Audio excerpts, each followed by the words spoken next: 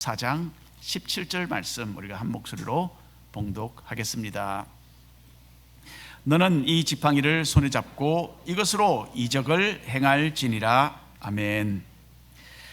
오늘 소명이라는 제목으로 하나님의 말씀 함께 생각해 보기를 원합니다. 여러분, 도무지 하지 못할 것 같은 일을 어쩔 수 없이 해야만 할 때에 어떤 마음이 드십니까? 눈앞이 깜깜해지죠, 그렇죠? 가슴이 답답해지고 한숨이 저절로 나올 것입니다. 무엇보다도 이제 나는 무엇을 어떻게 해야 하나, 그런 까마득한 생각이 우리의 마음을 엄습해 올 것입니다. 우리 부부도 이런 경험을 했던 적이 있습니다. 여러 해 전에 우리는 선교사로서 인도에 도착을 했었어요. 우리 곁에는 4살과 2살 된 아이들이 있었고요. 저희처럼 그때 5달 임신 중이었습니다. 첫날 인도의 수도 뉴델리에 도착을 해서 호텔을 찾아갔어요. 근데 호텔 방에는 바퀴벌레 죽은 것이 막 여기저기에 널려져 있었습니다. 이건 지저분하기가 짝이 없었어요. 벽도 바닥도 다 들어왔기 때문에 저희처럼 아이들을 침대 위에 딱 올려놓고 야, 너희들 내려오지 말라, 그 침대 위에만 가만히 있으라, 그렇게 했습니다. 온 가족이 여행도 힘들었고 공항에서 나오는 것도 힘들었고 스트레스를 많이 받았고 또 이 호텔에서 그냥 겨우 눈을 잠시 붙일 수 있었습니다.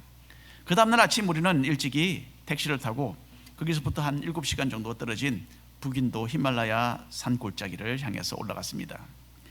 앞으로 우리가 1년 동안 여기서 정착을 해서 살 곳이었어요. 근데 굴러떨어지면 도무지 살아남지 못할 것 같은 그런 절벽이 바로 창문, 우리 버스 택시 창문 바로 바깥으로 보이는 거예요. 길은 좁고 꼬불꼬불했습니다. 아주 대단히 위험한 길이었어요. 반대쪽에서 오는 트럭 그리고 버스는 그 좁고 위험한 도로를 초고속으로 달리면서 아슬아슬하게 우리가 탄 차를 스치듯이 그렇게 지나갔습니다. 이렇게 긴장 가운데 우리가 드디어 도착을 했는데 거기는 해발 7,000피트가 되는 아주 작은 산골짜기 동네였습니다. 그때는 3월달이었어요. 그리고 온 사방이 히말라야 산맥이니까 여러분, 온 사방이 눈으로 덮여 있는 거예요. 우리가 있을 집으로 올라가는 그 비포장 도로가 있었는데 그것은 또 해가 비치지 않는 산 뒤쪽에 있었어요. 그래서 눈이 아직도 녹지 않고 도로에 그대로 쌓여 있었기 때문에 차가 절벽 아래로 굴러 떨어질 그 위험이 너무나 많았습니다. 그래서 우리는 어쩔 수 없이 택시에서 내려서 햇빛을 받아서 눈이 좀 녹은 산 반대쪽에 있는 가파른 언덕길을 걸어서 집으로 올라가야 했습니다. 이 언덕길은 한 사람이 겨우 지나갈 수 있는 그런 좁은 길이었어요. 물론 한쪽은 산이죠, 언덕이니까. 그리고 반대쪽은 한 20-30m 떨어지는 그런 절벽입니다. 나중에는 익숙해져서 이 길을 우리가 별 생각 없이 걸어 다니게 되었지만은요, 이곳에 처음 도착했던 그날은 정말 두렵고 끔찍한 그런 길이었습니다. 어떻게 이 길을 올라가야 되나 고민하다가 저는 저희 차가 맨 앞서 가야 되겠다, 맨 먼저 앞서 가야 되겠다. 그래서 리디아를 업고 손에는 작은 짐을 하나 들고서 맨 먼저 그 좁은 언덕길을 올라가도록 했습니다. 그 뒤에는 4살이 채 안 된 바울이가 엄마 뒤를 따라서 가파른 언덕길을 올라갔어요. 그리고는 맨 마지막에는 제가 양손에 트렁크 하나씩 2개를 붙잡고서 바짝 뒤따라갔습니다. 왜 그랬겠습니까? 만일에 하나 누구든지 뒤로 굴러떨어지면 제가 이제 붙들려고 그렇게 만반의 그 준비를 하면서 올라갔던 것입니다. 언덕을 중간쯤 오르다가 아들 바울이가 미끄러졌어요. 제가 바로 뒤에서 딱 붙잡았기 때문에 위험하지는 않았습니다만은, 근데 이제 바울이가 울기 시작하는 거예요. 가파른 언덕 중간 지점이라 도무지 다른 방법이 없습니다. 아이를 안아줄 공간도 없었고요, 아이를 달래줄 방법이나 심적인 물론 여유도 전혀 없었습니다. 어쩔 수 없이 야, 우리 계속 가야 된다, 그러면서 아이를 좀 제가 몰아붙였어요.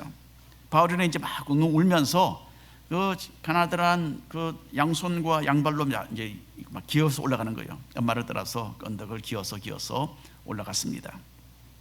저희 차는 그래도 그렇지 않아도 위험한 그 언덕길 때문에 잔뜩 긴장을 하고 있다가, 근데 뒤에서 이제 애가 울면서 따라오니까 엄마가 지금 마음이 상한 거죠. 앞장서서 가던 저희 차가 그냥 울기 시작했어요. 근데 그냥 우는 게 아니고 막 통곡을 하는 거예요. 통곡을 엉엉 울면서 그 좁고 위험한 언덕길을 걸어서 우리 집으로 향해서 올라갔습니다. 저희 차가 이야기를 하는 거예요. 왜 이런 곳으로 우리를 데리고 왔느냐, 여기서 우리가 어떻게 살겠느냐, 만일에 내가 남편이라면 이런 곳에 가족을 데리고 오지 않았겠다. 그렇게 이야기를 했어요. 그 집에 도착하면서 제 눈에도 눈물이 핑 돌면서 뺨을 타고 눈물이 흘러내렸습니다. 이웃에 사는 인도 사람들이 다 나와서 수군거리면서 우리를 구경하는 거예요. 쳐다보는 거예요. 저 외국인들은 왜 저렇게 통곡을 하면서 여기로 올라오고 있을까? 그렇게 생각을 했겠죠. 영문을 모르니까. 그 사람들에게는 도무지 이해가 가지 않는 그런 광경이었을 것입니다. 이 상황 속에서 저는 나는 참 무능한 사람이구나 라는 것을 느꼈습니다. 그리고 내가 정말 가족을 데리고 이곳에서 살 수 있을까? 그런 생각이 들어서 눈앞이 캄캄해 왔습니다. 이렇게 해서 우리의 인도 선교사 생활이 시작되었어요. 우리에게는 하나님께서 사역을 위해서 우리를 이곳으로 부르셨다라는 소명감이 분명히 있었습니다. 하지만 눈앞에 닥친 현실은 너무나 감당하기 힘든 것이었어요. 이 나라에서 이제 앞으로 가족과 함께 여러 해를 선교사로서 살아야 한다라는 그 중압감이 그렇게 무겁게 마음에 느껴왔습니다. 자, 모세는 그 당시 우리 부부와는 비교할 수 없이 더 큰 마음의 압박감으로 시달렸겠죠. 하나님은 모세가 생명의 위협을 받고 40년 전에 도망쳐 나왔던 애굽 나라로 돌아가라, 그런 지시를 내리셨어요. 애굽에서 노예로 살고 있는 이스라엘 민족의 지도자가 되어서 너는 애굽 왕을 대면하고 그 사람들을 해방시켜서 데리고 나와야 된다라는 엄청난 책임을 모세에게 맡겨주신 것입니다. 자, 모세는 여러 가지 염려로 사로잡혀서 숨도 쉴 수 없는 그런 지경이었어요. 그래서 여러 가지 핑계를 들이대면서 이 일을 회피하려고 했습니다. 나는 이 일을 할 수 있는 인물이 되지 못하니까 하나님, 그냥 다른 사람을 찾아보십시오. 그렇게 모세가 하나님께 말씀을 드렸죠. 하지만 하나님께서 모세의 그 불신앙과 불순종의 마음을 강하게 꾸짖으셨습니다. 그리고 너는 가야 한다라고 명령하셨기 때문에 이제 모세는 어쩔 수 없이 순종하고 있습니다. 이렇게 해서 모세는 소명을 받고 어려운 이 지도자의 삶을 살기 시작했어요. 그 후로 모세는 하나님의 은혜를 더욱더 하나님의 은혜로 더 영적으로 성숙한 사람이 되었습니다. 하나님은 소명자의 길을 출발하고 있는 모세와 함께 하셨고요, 모세가 성공적인 지도자가 될 수 있도록 끝까지 이끌어 주셨던 것입니다. 1번 우리가 함께 읽어볼까요? 마음의 평안. 80세의 나이에 인생의 새로운 장을 열고 소명자로 살기 시작해야만 했던 모세로서는 하나님께서 맡기시는 일이 두렵기 짝이 없었습니다. 이런 모세에게 하나님은 평안한 마음을 주심으로써 격려해 주셨어요. 80세가 되었지만 모세는 이때까지 장인 이드로의 그늘 아래에 살고 있었습니다. 모세는 이드로의 딸과 결혼해서 그 집에서 살면서 장인 어른의 많은 양떼를 돌보는 목자의 일을 했습니다. 이드로는 하나님을 섬기는 제사장이었죠. 그리고 그 사이에서 지위가 있는 사람이었습니다. 이제 모세는 하나님의 소명을 받았기 때문에 자신이 떠나야 한다라는 것을 그 집안의 어른이 되는 이드로에게, 장인에게 알려야 했던 것입니다. 출애굽기 4장 17, 18절 말씀 함께 읽겠습니다. 너는 이 지팡이를 손에 잡고 이것으로 이적을 행할지니라. 모세가 그의 장인 이드로에게로 돌아갔어. 그에게 이르되 내가 애굽에 있는 내 형제들에게로 돌아갔어. 그들이 아직 살아있는지 알아보려 하오니 나로 가게 하소서. 이드로가 모세에게 평안히 가라 하니라. 자, 아직도 민족의 지도자로서의 역할을 감당할 수 있는 용기가 없었던 모세는 장인에게 자기가 해야 하는 일에 대하여는 전혀 언급을 하고 있지 않습니다.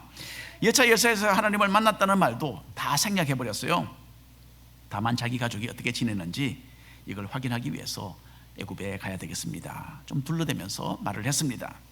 자, 모세는 애굽에 가서 이스라엘 민족의 지도자로서의 역할을 제대로 하지 못해서 실패할 수 있음을 두려워하고 있어요. 그래서 모세는 이번에 하나님으로부터 받은 이 임무를 잘 완수하지 못한다 하더라도 책 잡힐 것이 없도록 하나님이 자기를 부르셨다라는 것 장인에게서도 숨기고 있는 것 같습니다. 이만큼 모세는 믿음이 없고 자신감도 부족했던 사람이었어요. 여러분, 만일에 여러분이 하나님이었다면 모세 같은 사람 불러서 지도자로 세우셨겠습니까? 모세는 참으로 아무짝에도 쓸모없는 그런 사람으로 보였습니다. 모세는 소극적이고 참 부정적인 사람이었던 것 같아요. 하나님께서 여러 가지 기적을 일으킬 수 있는 초자연적인 능력을 이미 부여해 주셨지만은 모세는 여전히 주저하고 머뭇거리는 그런 결단력이 없는 모습을 보이고 있습니다. 이 당시에 모세는 크게 될 나무는 떡잎부터 알아본다라는 우리나라 속담과는 그리 관계가 없어 보이는 인물이었어요. 하지만 하나님은 지금 현재의 모습을 보고 우리를 부르시는 분이 아니시죠. 얼마나 감사한지 모릅니다. 하나님은 지금 우리가 어떠한가를 보시는 것이 아니라 앞으로 우리가 어떤 사람으로 성장할 것인지를 아시고서 우리를 불러주시는 거예요. 하나님은 우리가 장래에 어떤 사람으로 하나님의 뜻을 이루게 될 것인지를 바라보시고 우리를 선택하시고 자신의 목적을 위해서 우리를 계속 성장시켜 나가십니다. 그래서 우리 같은 연약한 사람을 부르셔서 강하게 하시고 또 사용하시는 그 하나님께 오늘 감사와 찬양 드리시기를 바랍니다. 자, 모세의 이런 심적인 상태를 파악을 했든지 장인 이드로는 모세를 보내면서 평안을 빌어줘요.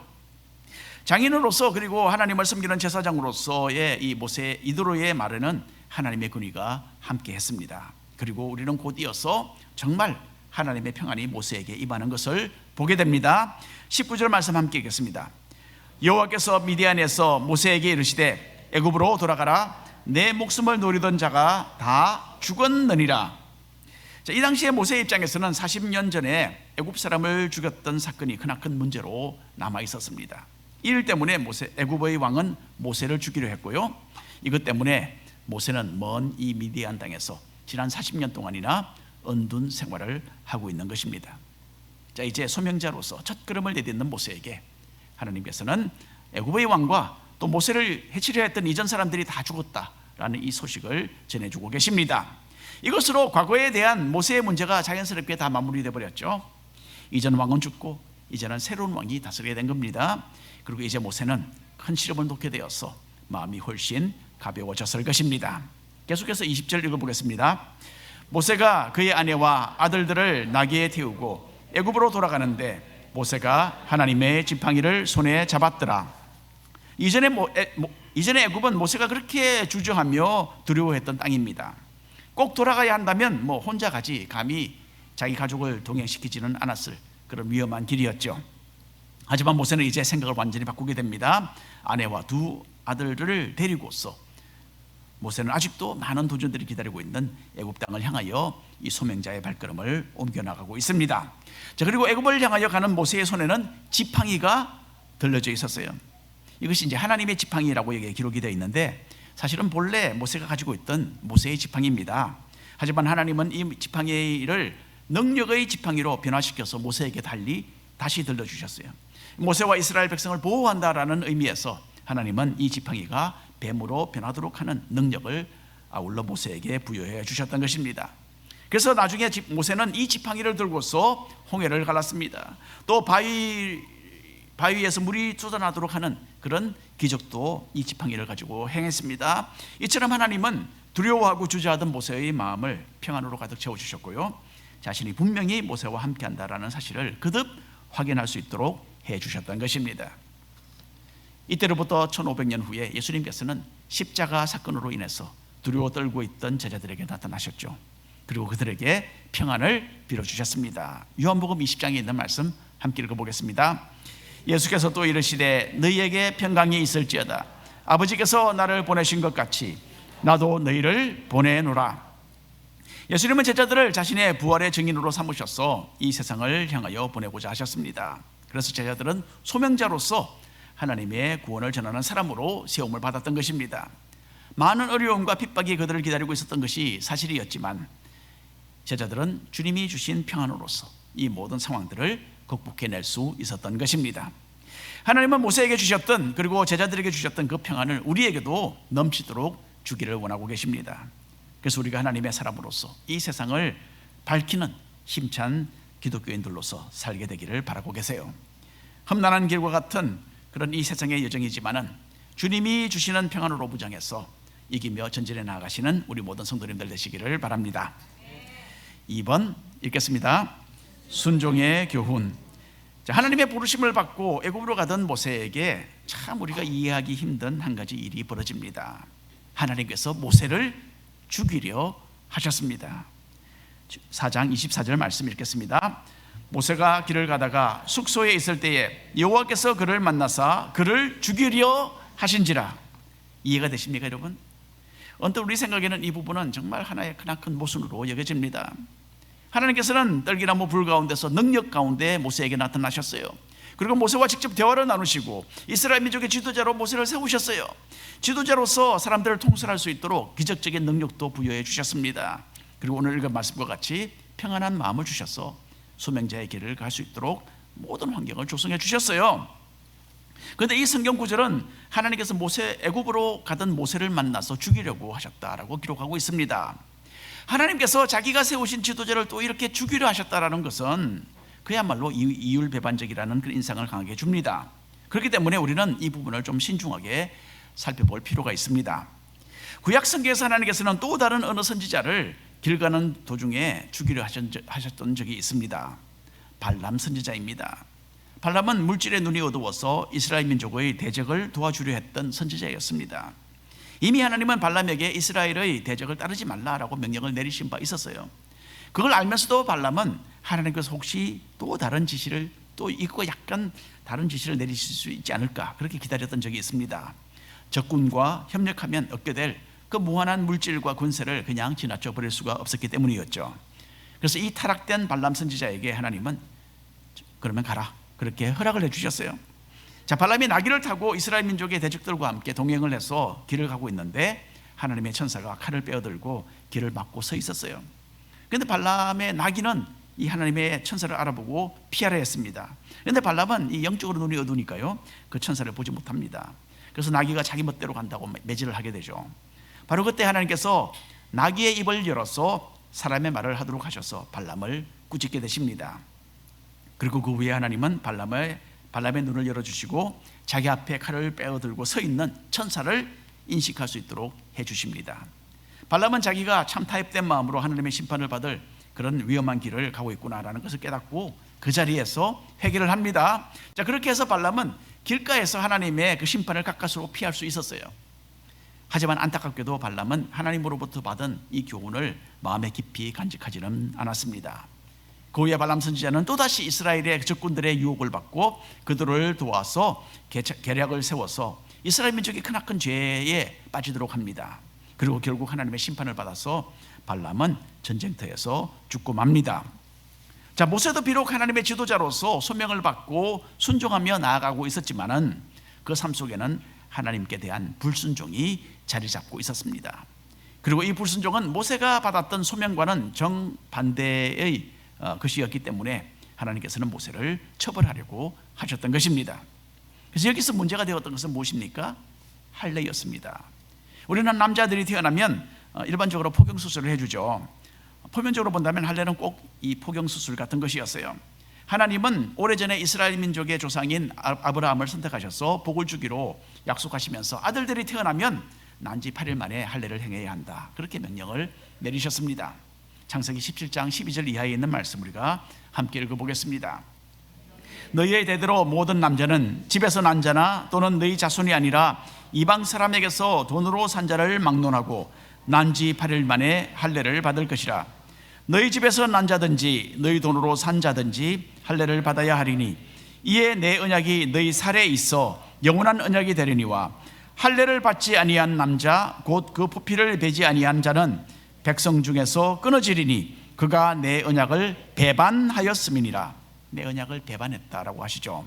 하나님께서 아브라함과 그 자손에게 할례를 받도록 하신 것은 그들이 하나님의 언약의 백성이라는 표를 몸에 지니도록 하신 것이었습니다. 그리고 하나님은 이것으로 아브라함과 그 자손 대대로 언약을 세우셨어요.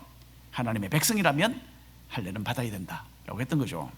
그런데 미디안 땅에서 생활을 하면서 모세는 웬일인지 자기 아들들에게 이 중요한 할례를 행하지 않았던 것입니다. 모세는 하나님이 주신 명령을 준수하지 않고 불순종하는 사람으로 살았습니다.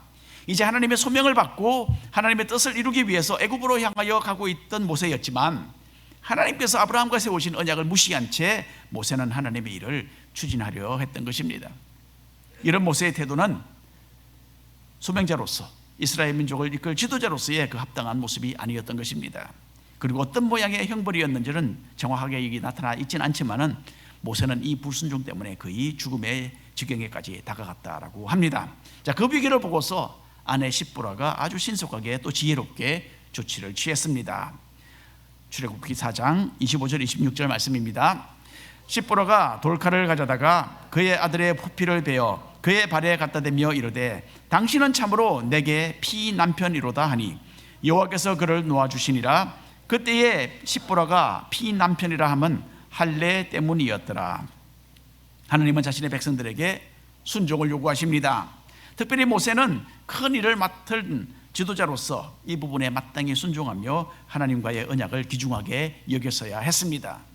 하나님은 모세의 이런 신앙의 결함을 지적하시면서 앞으로 모세가 어떤 마음으로 하나님을 경외하며 순종하며 소명자로 살아야 하는지를 교훈해 주셨던 것입니다. 자, 여러분, 우리 또한 하나님의 자녀요, 또한 예수님의 제자들로 그렇게 부르심을 받은 소명자들입니다. 우리의 삶 속에 숨겨져 있는 불순종이 무엇인지 한번 돌아보시기를 바랍니다.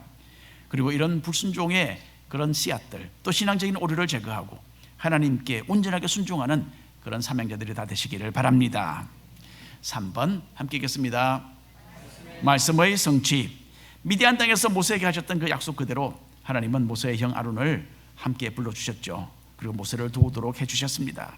모세는 40년 동안 헤어져서 만나지 못했던 형 아론을 하나님의 역사로 다시 만나게 되는 복을 누렸습니다. 그리고 모세는 아론과 함께 애굽에 도착해서 하나님이 자신을 부르신 그 목적을 이제 이루기 시작했습니다. 4장 29절 이하 함께 읽겠습니다. 모세와 아론이 가서 이스라엘 자손의 모든 장로를 모으고 아론이 여호와께서 모세에게 이르신 모든 말씀을 전하고 그 백성 앞에서 이적을 행하니 백성이 믿으며 여호와께서 이스라엘 자손을 찾으시고 그들의 고난을 살피셨다 함을 듣고 머리 숙여 경배하였더라. 이스라엘 백성의 어른들은 하나님께서 모세에게 나타나셔서 하신 말씀을 듣게 됩니다. 그리고 모세가 하나님의 능력으로 행하는 이 큰 기적을 보고서 이것이 하나님의 말씀인 것을 확인을 했어요. 그리고 애굽의 참혹한 노예 생활에서 건져내어서 자기들을 약속했던 가나안으로 이끌어 가시겠다는 그 하나님의 말씀에 머리를 숙여 감사드렸습니다. 자, 모세는 하나님께서 자기를 부르셨을 때에 이스라엘 백성이 나를 따르지 않을 것입니다, 그렇게 염려하며 주저를 했죠. 이스라엘 백성들이 너를 따를 것이다 아무리 하나님께서 말씀하셔도 모세는 그것을 받아들이지 못했습니다. 하지만 결국 하나님께서 모세에게 하신 말씀은 하나도 틀림이 없이 다 이루어졌어요. 하나님께서 되리라고 하셨던 말씀 그대로 이스라엘 백성들은 모세를 받아들였고 또 모세를 통해서 역사하시는 하나님을 믿고 따르게 되었던 것입니다. 여러분, 하나님의 약속의 말씀은요 분명히 이루어집니다. 우리를 향하신 하나님의 선하신 계획도 다 성취될 것입니다. 하나님의 때에 하나님의 방법대로 우리의 최선을 위해서, 그러나 무엇보다도 하나님 자신의 영광을 위하여 주님은 일하고 계십니다. 하나님은 우리 소명자들을 사용하시고 또 영적인 복을 내려주십니다. 우리는 다만 믿음을 가지고 주님께서 가라고 하시는 길을 한 걸음씩 갈 뿐입니다. 나머지는 하나님께서 하실 줄로 분명히 믿습니다. 자, 결론의 말씀을 함께 나누고자 합니다. 여러 해 전에 하나님께서 우리를 부르셨다라는 소명감에 넘쳐서 우리는 인도 선교사 생활을 시작했습니다. 그런데 참 어려운 현실에 부딪히면서 그 일이 참으로 까마득하게 느껴졌었어요. 하지만 하루씩 견뎌내다 보니까 어느새 한 달, 두 달이 지나가고 또 1년, 2년이 지나갔습니다. 그 사이에 우리는 그곳 생활에 완전히 적응할 수 있었어요. 처음에 우리는 호텔방에 죽어 있는 바퀴벌레 때문에 막 신경을 곤두세우고 스트레스를 많이 받았습니다. 그런데 여러분, 나중에는요 벌레가 들어가서 죽어 있는 그 음식도 먹을 수 있는 정도로 참으로 우리가 담대하게 되었습니다. 처음에는 인도의 그 지저분한 것이 그렇게 문제가 되었지만은 나중에는요 우리도 현지인들처럼 화장지가 없이 맨손으로 화장실 일을 아주 능숙하게 처리하는 선교사들이 되었습니다. 몇 년 뒤에 우리가 처음에 살았던 산골짜기를 우리가 한번 찾아가 보았습니다. 그 위험천만한 히말라야 산길이 그리 충격이 되지 않았어요. 여전히 그 길은 까마득한 절벽이었고요, 여전히 반대쪽에서 오는 차들이 우리 쪽 라인을 침범해서 무식하게 운전을 해왔습니다. 하지만 이제는 인도 사람들만큼이나 험하게 제가 직접 차를 운전해서 그 동네를 올라가고 있었어요. 처음에 도착하면서 눈물을 흘렸던 그 언덕을 다시 가보았습니다. 이제는 그리 위험해 보이지 않았습니다. 그때는 그 좁은 언덕이 그렇게 두렵고 힘겨웠지만은 몇 년 동안 인도의 여러 가지 상황을 겪은 후에 다시 가보니까 그 길이 오히려 반갑게 느껴졌습니다. 주님이 부르신 소명자로서 첫걸음을 내딛는 것은요 쉬운 일이 아닙니다. 하지만 하나님은 우리에게 평안을 주시고 우리에게 순종하며 사는 방법을 터득하게 하여 주시고 또 자신이 약속하신 모든 것을 우리를 위해 이루어 주십니다. 우리의 모든 염려와 고민들은 주님께 맡기고 하나님을 최우선으로 하며 살아가시기를 바랍니다. 그리고 주님의 뜻을 위하여 우리를 소명자로 불러주신 그 하나님을 높이면서 모든 것을 아름답게 이루어 주시는 좋으신 하나님을 신뢰하면서 끝까지 믿음으로 승리하시는 우리 모든 성도님들 되시기를 축원합니다. 기도하겠습니다.